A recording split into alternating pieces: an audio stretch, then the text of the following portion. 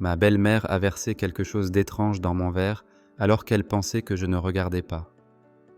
Un cocktail spécial pour mon gendre préféré, dit-elle avec un sourire. Je l'ai remerciée et j'ai discrètement échangé les verres avec son mari, qui critiquait constamment ma carrière. 45 minutes plus tard, je m'appelle Julien Mercer, j'ai 32 ans et je suis photographe indépendant installé à Asheville, en Caroline du Nord. J'ai bâti mon entreprise à partir de rien. Mariage, photographie animalière, reportage pour magazine. Le genre de travail qui permet de payer les factures quand on excelle dans son domaine. Et c'est mon cas. Mais pour mes beaux-parents, notamment Diane, ce que je faisais n'a jamais été suffisant. « Comment va ton petit passe-temps photographique ?» demandait Gérald lors des dîners de famille, sans même chercher à dissimuler son mépris. Il était banquier d'investissement, le genre d'homme qui mesure le succès en mètres carrés et en stock options. Chaque dimanche soir chez eux se déroulait de la même façon. Diane materait sa fille pendant que Gérald m'interrogeait sur mes finances. Ma femme Hayley me serrait la main sous la table, excuse silencieuse pour le comportement de ses parents. Je venais de passer toute la semaine dans le Montana pour un reportage sur la faune sauvage. J'avais pataugé dans la neige jusqu'aux genoux pour photographier des bisons pour National Geographic. J'étais épuisé, mais Hayley avait insisté pour que nous ne manquions pas le dîner d'anniversaire de sa mère. Juste quelques heures, avait-elle promis. J'aurais dû écouter cette sensation désagréable dans mon estomac quand Diane m'a coincé dans la cuisine. La façon dont ses yeux scrutaient partout avant de me tendre ce verre, le léger tremblement de ses doigts quand elle a dit « Je l'ai préparé spécialement pour toi ». Quelque chose clochait. Je ne savais simplement pas à quel point les choses allaient mal tourner. Les origines du conflit. Hayley et moi nous étions rencontrés 6 ans plus tôt lors d'une exposition d'art où mon travail était présenté. Elle terminait son master en sciences environnementales et je commençais tout juste à me faire un nom. Nous avions eu une connexion immédiate. Elle comprenait mon besoin de capturer le monde à travers un objectif, et j'admirais sa passion pour le protéger. Ses parents, c'était une autre histoire. Dès notre première rencontre, Gérald avait fait comprendre qu'il attendait quelqu'un de différent pour sa fille.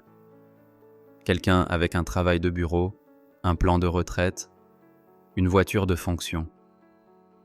Quelqu'un exactement comme lui. Diane était plus subtile. Elle complimentait mes photos tout en demandant quand je comptais me stabiliser dans quelque chose de sûr. Elle m'invitait aux réunions de famille, puis me présentait comme le photographe au lieu de son gendre. Pendant des années, j'avais essayé de les conquérir. J'apportais du vin coûteux au dîner, je leur montrais mes travaux publiés, je mentionnais mes clients prestigieux. Rien ne changeait leur perception que je n'étais qu'un passage dans la vie de leur fille, une phase qu'elle dépasserait. Le Noël dernier, j'avais entendu Diane au téléphone. Hayley aurait pu épouser Thomas, tu sais, chirurgien orthopédique, famille fortunée. Mais elle a choisi le créatif.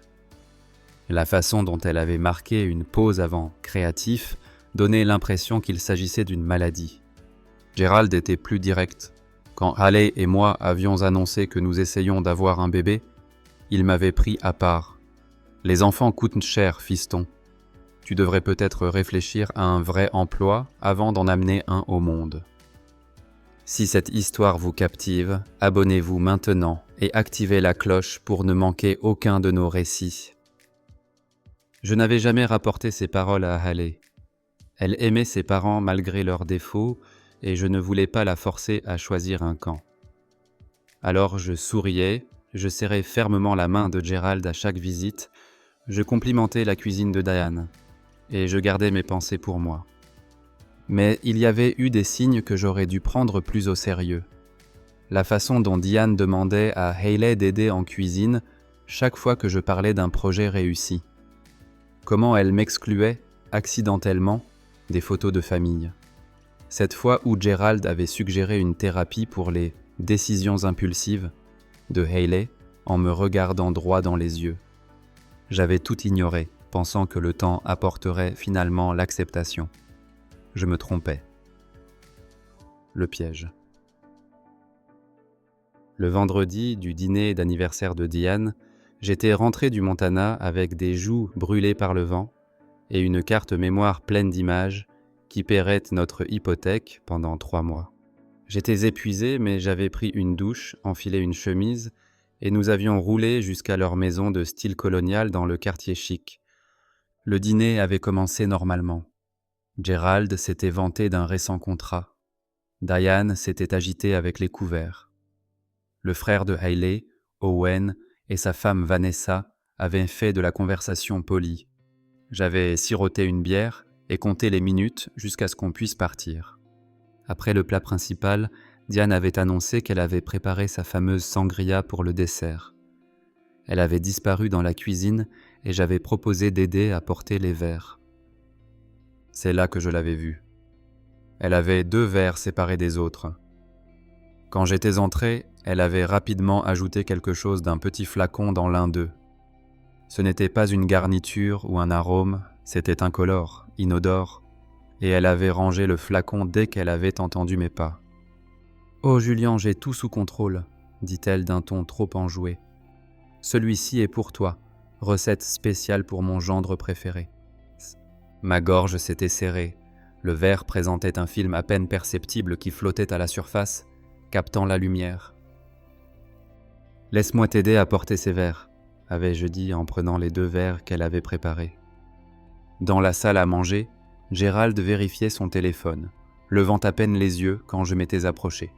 « Sangria, monsieur. » J'avais placé le verre trafiqué devant lui au lieu de le prendre moi-même. Je l'avais regardé boire, prétextant préférer de l'eau avec mon dessert.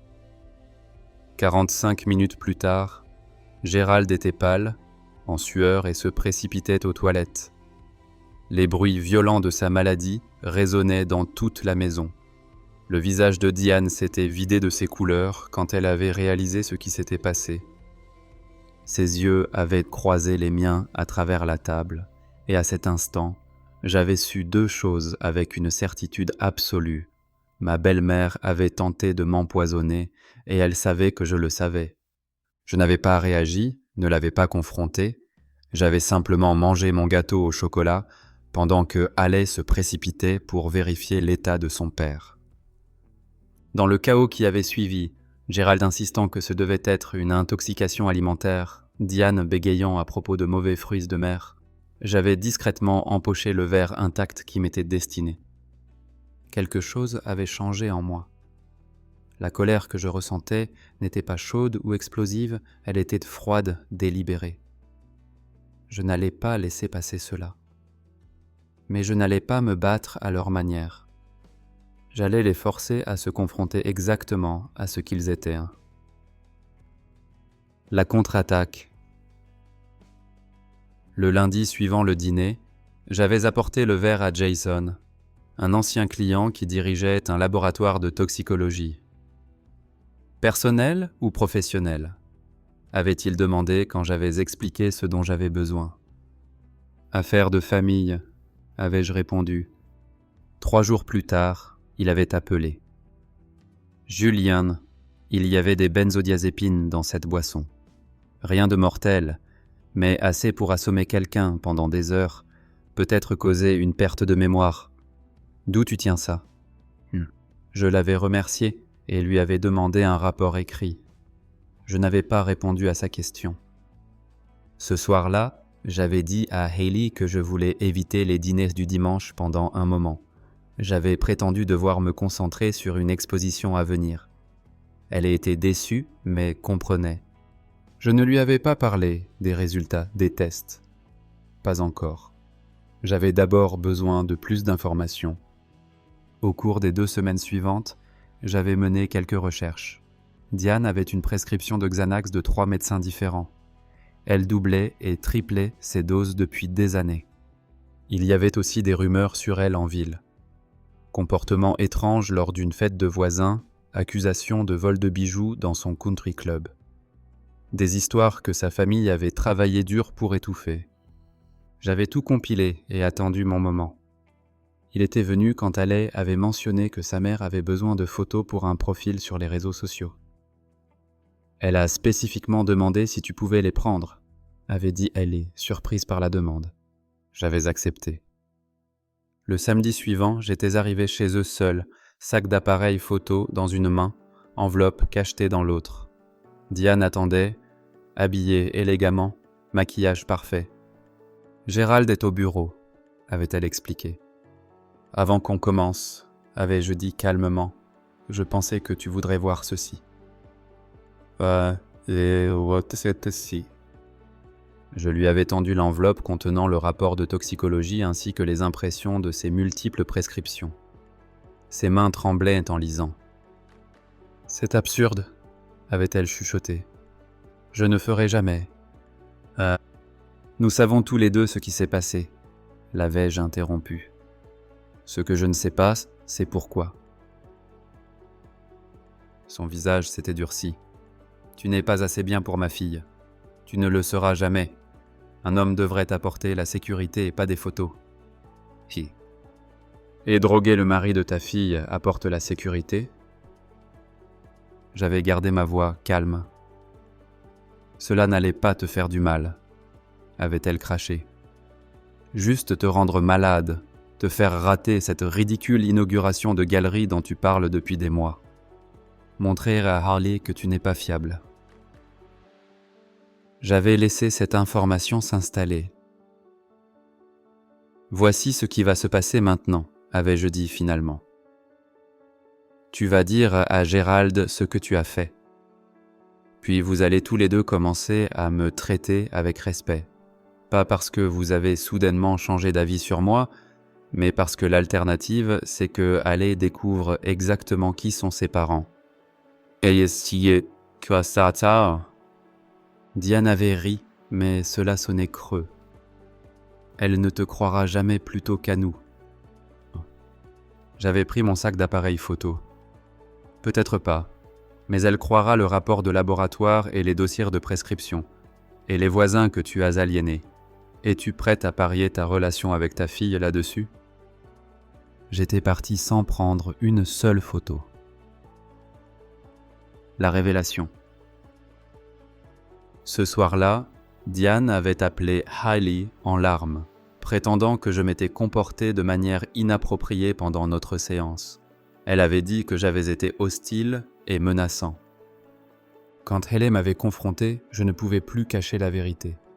Je lui avais tout montré, le rapport de laboratoire, les prescriptions, même les messages de sa mère qui étaient devenus de plus en plus hostiles au fil des années. Ma mère ne ferait pas ça, n'arrêtait-elle de dire, mais sa voix manquait de conviction. Le lendemain, elle avait confronté ses parents. Je n'étais pas là, mais quand elle était rentrée à la maison, ses yeux étaient rouges d'avoir pleuré. Mon père dit que c'est tout un malentendu, avait-elle dit doucement. Que tu essayes de creuser un fossé entre nous parce que tu es complexé par rapport à ta carrière.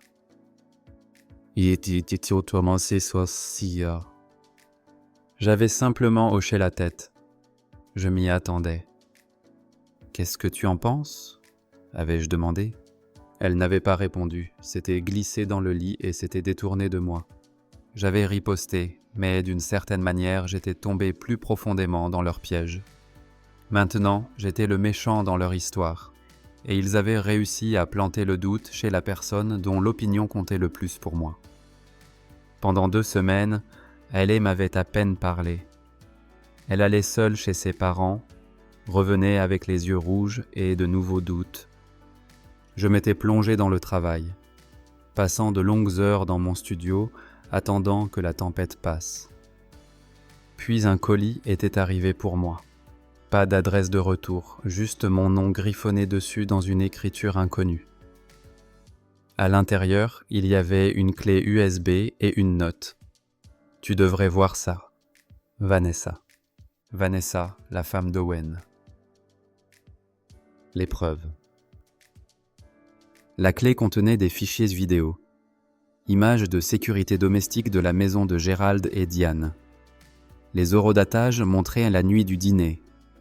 Il y avait Diane dans la cuisine, ajoutant clairement quelque chose à une boisson. Il y avait moi entrant, prenant les verres. Il y avait Gérald buvant dans le verre trafiqué. Mais il y avait plus, image d'après notre départ. Diane criant après Gérald, lui reprochant d'avoir bu dans le mauvais verre. Gérald lui criant dessus en retour, « Ce n'est pas la première fois que tu fais quelque chose comme ça. » J'avais regardé les images 3 fois, essayant de traiter ce que je voyais. Non seulement la confirmation des actions de Diane, mais la preuve d'un schéma, la preuve que Gérald savait. Le fichier suivant datait de 2 jours après le dîner. Diane et Gérald se disputaient dans leur salon à mon sujet. « Il sait ce que tu as fait », avait dit Gérald. « Et alors ?» avait répondu Diane. « C'est sa parole contre la mienne. Hayley ne le choisira jamais plutôt que la famille. Et si elle le fait, alors ce n'est pas la fille que j'ai élevée. »« Ne t'inquiète pas, » avait dit Diane froidement. « J'ai déjà commencé à lui parler de leurs problèmes de mariage, à planter des graines.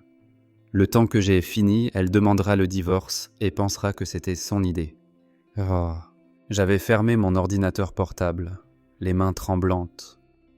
Ce n'était pas seulement à propos de moi. C'était un effort systématique pour contrôler la vie de Hayley, pour l'isoler de quiconque ne correspondait pas à leur vision, et ils faisaient cela depuis des années. J'avais appelé Vanessa immédiatement. « Pourquoi tu m'as envoyé ça ?»« Parce qu'ils m'ont fait la même chose quand j'ai épousé Owen, » avait-elle dit doucement. « Ils ont essayé de nous séparer pendant 2 ans. On dit que je n'étais pas assez bien. Cela a presque marché. » « Pourquoi tu ne nous l'as pas dit ?» « Owen ne sait pas, » avait-elle admis. Il vénère son père, croit tout ce qu'il dit. J'ai essayé de lui dire, mais il pense que je suis paranoïaque. Je ne pouvais simplement pas vous regarder faire subir cela à quelqu'un d'autre. La confrontation avec Gérald. Le lendemain, j'avais reçu un message de Gérald. On devrait parler d'homme à homme, pas de femme. Je l'avais rencontré à son country club. Il attendait dans une salle privée, buvant du bourbon. « Julien, » avait-il commencé, « les familles sont compliquées. Ma femme, elle peut être difficile, protectrice, mais elle a de bonnes intentions. » « Droguer quelqu'un a de bonnes intentions ?» avais-je demandé. Il avait agité sa main avec dédain. « Un malentendu. Diane prend des médicaments pour l'anxiété. Elle a probablement confondu les verres. »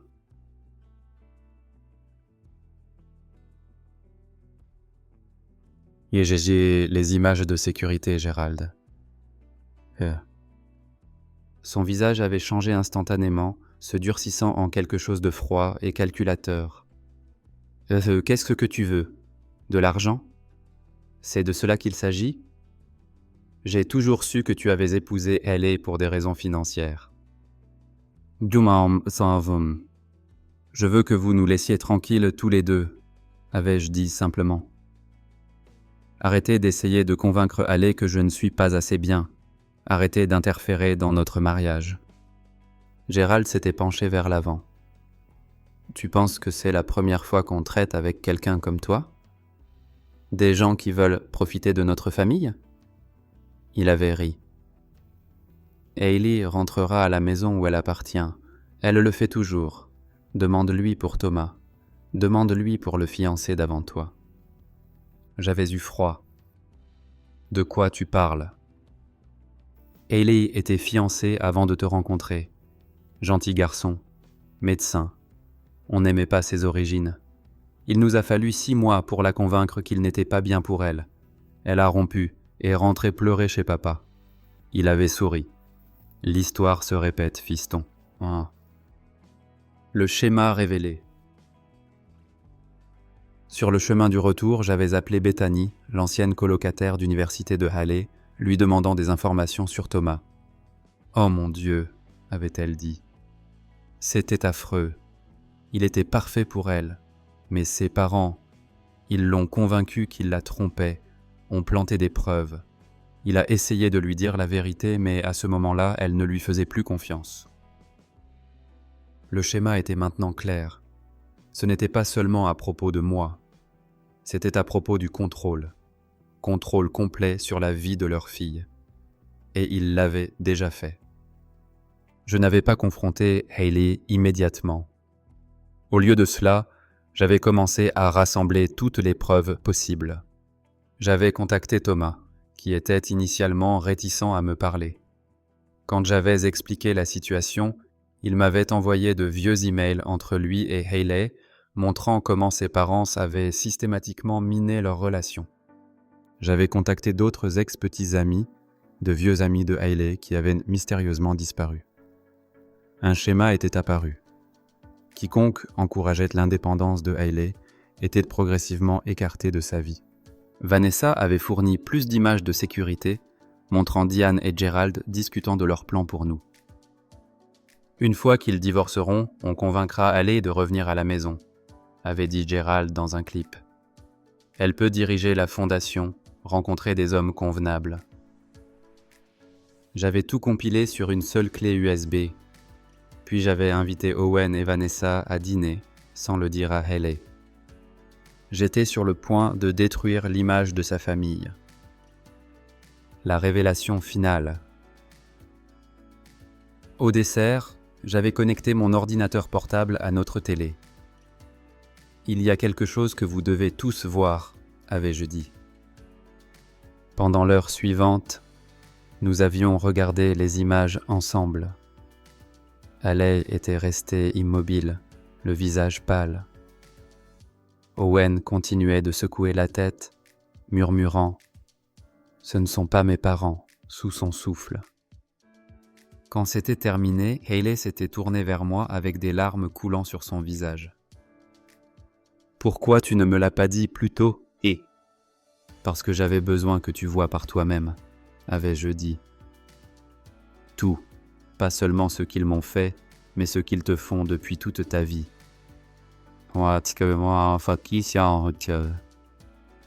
Owen s'était levé, furieux. Tu as édité ces vidéos. Mes parents ne feraient pas ça.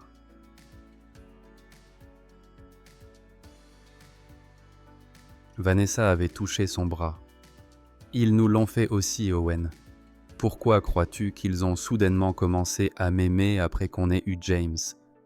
Parce qu'un petit enfant signifiait qu'ils avaient un moyen de pression.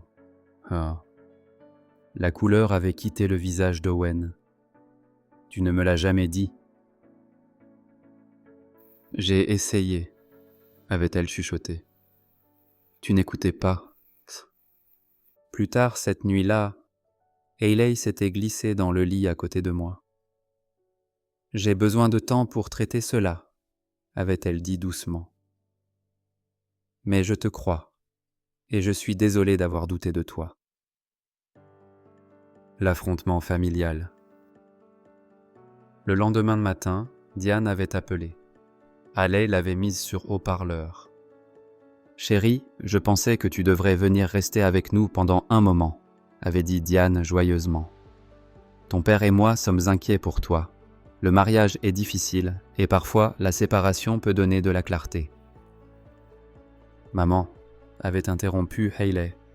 J'ai vu les vidéos. Silence.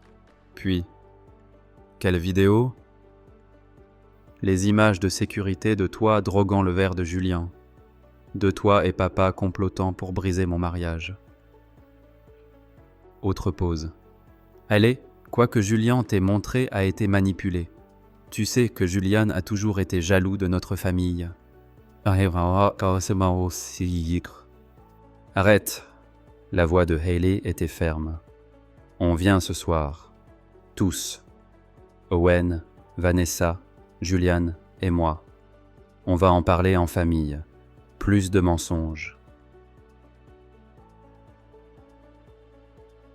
Après qu'elle eut raccroché, Hailey s'était tournée vers moi. Ils vont tout nier. Ils vont essayer de retourner ça contre toi. Honte. J'avais hoché la tête. Je sais. Alors quel est notre plan ? Pour la première fois en semaine, j'avais souri. Je pense qu'il est temps que tes parents rencontrent le vrai moi, celui qui ne prend pas seulement des photos, mais sait comment raconter une histoire. Ce soir-là, nous étions arrivés chez Gerald et Diane avec mon équipement photographique. Owen et Vanessa étaient déjà là, assis rigidement dans le salon.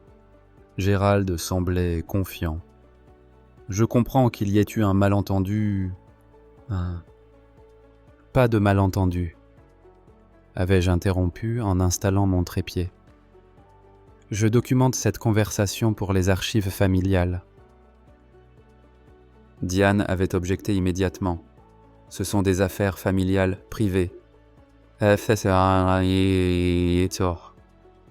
Exactement, avais-je acquiescé. Affaires familiales. Et je suis de la famille. Même si vous avez essayé très dur de changer cela. Pendant les 2 heures suivantes, nous avions tout exposé. La boisson, la manipulation, Thomas, les autres ex-petits amis, le schéma qui avait façonné toute la vie de Hayley et Owen. Gerald et Diane avaient tout nié, bien sûr. M'avaient traité d'instable, de manipulateur. Mais à chaque déni, je passais un autre clip, montrais un autre email. Leur visage devenait plus pâle, leur déni plus faible. Finalement, Hayley s'était levée. Je vous aime tous les deux. Vous êtes mes parents. Mais ce que vous avez fait est impardonnable. Vous n'avez plus le droit de contrôler ma vie. Owen avait hoché la tête. Nous sommes adultes. Nous choisissons nos propres partenaires, notre propre chemin. Diane s'était mise à pleurer. Pas de remords, mais la réalisation qu'elle perdait le contrôle. Gerald avait simplement l'air stupéfait, comme s'il ne pouvait pas comprendre que ses enfants le défiaient. Alors qu'on se préparait à partir, j'avais tendu une clé USB à Gerald. Cela contient tout, les images, les emails, les témoignages, c'est à toi de garder. Qu'est-ce que cela signifie ? Avait-il demandé avec suspicion. Cela signifie que je ne vais pas ruiner votre réputation en partageant cela avec qui que ce soit d'autre. Cela ferait du mal à Hayley et je ne ferai jamais ça. J'avais marqué une pause. Mais si vous essayez encore d'interférer dans notre mariage, si vous essayez encore de manipuler Hayley ou de parler contre moi, des copies iront à tous les membres de votre country club, vos partenaires d'affaires et votre précieux cercle social. Pour la première fois depuis que je l'avais rencontré, Gerald m'avait regardé avec quelque chose qui ressemblait à du respect. Je t'ai sous-estimé. Oui, avais-je dit simplement. Tu l'as fait. Bon. La nouvelle dynamique. 6 mois avaient passé. Hayley et Owen avaient commencé une thérapie pour traiter les dégâts causés par leurs parents. Diane et Gerald avaient gardé leur distance, envoyant des messages occasionnels, mais respectant les limites que nous avions établies. Puis pendant les vacances, ils nous avaient tous invités à dîner. Un nouveau départ, disait l'invitation. Hayley voulait y aller. Ce sont toujours mes parents, avait-elle dit. Et ils essaient. J'avais accepté, mais je n'étais pas assez naïf pour croire qu'ils avaient changé. Quand nous étions arrivés, tout semblait normal. Diane avait préparé un festin. Gerald était charmant, s'enquérant de mes derniers projets avec ce qui semblait être un intérêt sincère. Après le dîner, Gerald m'avait invité dans son bureau. « J'ai une proposition pour toi », avait-il dit en me versant un scotch. « J'ai réfléchi à ta carrière. La photographie, eh bien, cela t'a bien servi, mais as-tu considéré te diversifier ? Je pourrais t'amener dans ma firme. Piste de partenaire junior. Le salaire serait substantiel. Et il y a... J'avais pris le verre mais n'avais pas bu. Pourquoi tu ferais ça ? Tu es de la famille, avait-il dit doucement.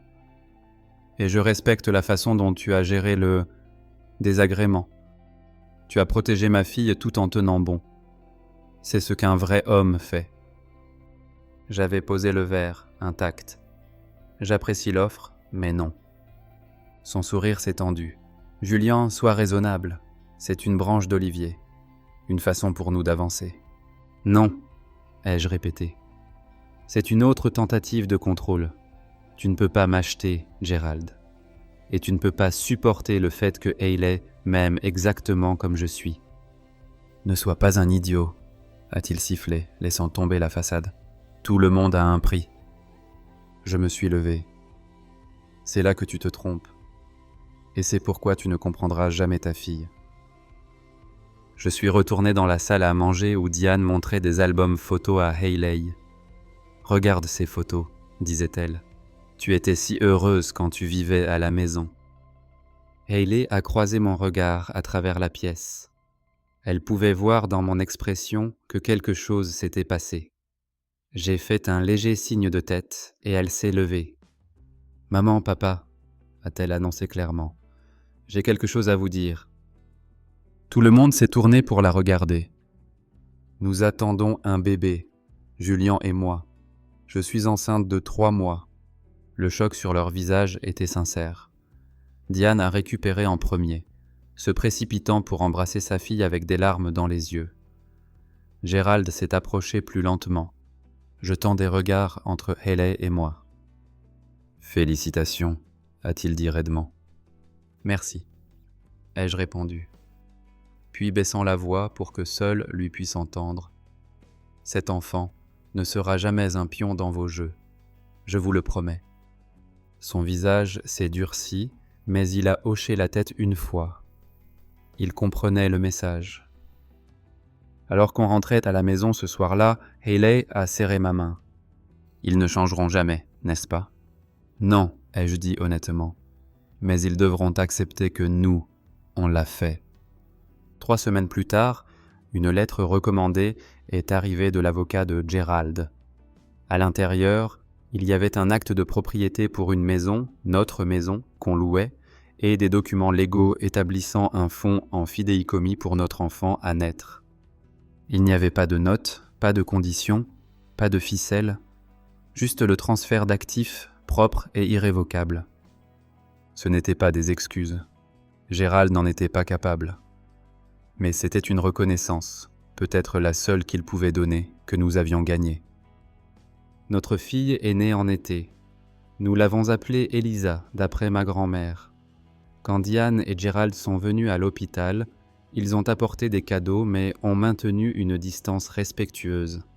Ils ont fait des câlins au bébé, pris des photos et sont partis sans essayer de nous donner des conseils parentaux ou des leçons financières. Des mois ont passé. Notre relation avec eux s'est installée dans quelque chose qui ressemblait à la normalité.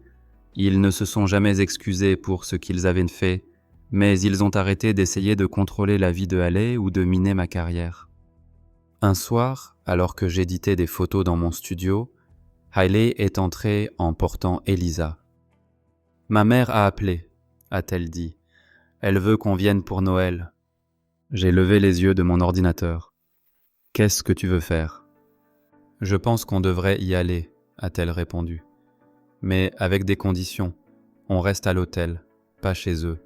On part quand on veut partir. Pas de temps non supervisé avec Elisa. » J'ai hoché la tête. « Ça semble raisonnable. » Elle s'est assise à côté de moi, berçant doucement le bébé. « Tu sais, j'avais l'habitude de penser que le succès signifiait rendre mes parents heureux, obtenir leur approbation. Répondre à leurs attentes. » Elle a regardé notre fille, puis moi. Maintenant, je sais que c'est de faire des choix dont je peux être fier. Soutenir les gens que j'aime. 2 semaines avant Noël, une grande enveloppe est arrivée de Gérald.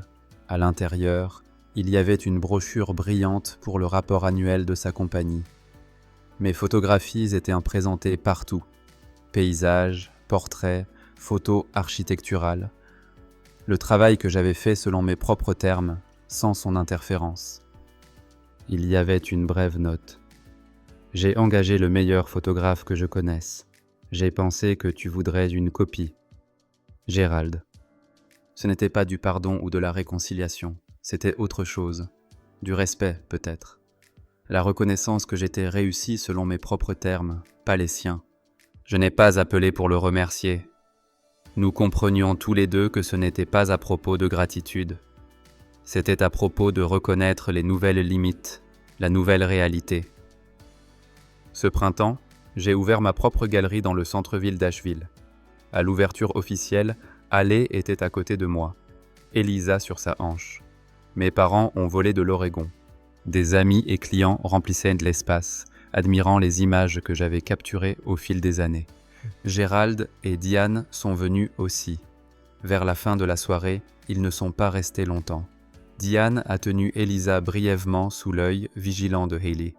Gérald m'a serré la main, a hoché la tête vers les photographies avec une approbation sincère, et est parti sans faire de suggestions sur comment je devrais diriger mon entreprise. Alors qu'on fermait ce soir-là, Haley a demandé « Tu penses qu'ils ont changé ?» J'ai considéré la question soigneusement. « Non », ai-je dit finalement. « Mais ils ont accepté qu'ils ne peuvent pas nous changer. Et parfois, c'est suffisant. » Plus tard, alors qu'on était assis sur notre porche regardant les étoiles apparaître au-dessus des montagnes, Elisa endormie dans son berceau à l'étage, j'ai réalisé quelque chose que je n'avais jamais complètement articulé avant. Je n'avais pas gagné en jouant le jeu de Gérald et Diane. J'avais gagné en refusant de le jouer du tout. J'avais tenu bon, protégé ce qui comptait, et construit ma vie selon ma propre définition du succès. Pas avec des plans ou de la manipulation, mais avec honnêteté et persistance tranquille. Au final, c'était la vengeance la plus satisfaisante de toutes. Bien vivre selon mes propres termes, avec la famille que j'aimais à mes côtés. Si cette histoire vous a touché, n'oubliez pas de vous abonner pour plus de récits inspirants comme celui-ci.